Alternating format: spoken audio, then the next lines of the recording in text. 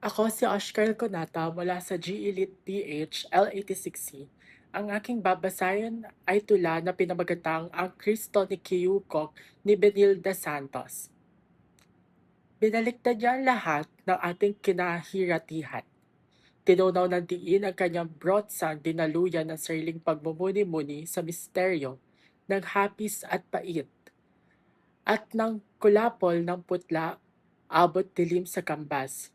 Iyong laman, litid at balat ng anak ng Diyos ng mga Israelita at tulad nating hentil. Binura-bura niya ang larawang kay tagal nating tinunghayan sa estampita, altar, aklat dasalan, kalendaryo, prosesyon, pelikula o pintura.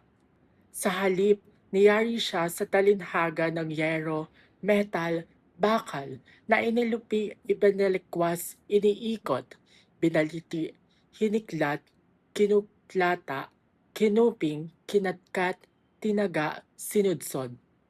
Minartilyo, inuunat, binalikuko, ginupit, itinikwas, pinudpod, ginutgot, binayo, ginursilan, tinabas, pinugot, asaka idinipa, at kinuranahan ng hininang na tira-tirahan ng malamig na henyo ng makina at industriya.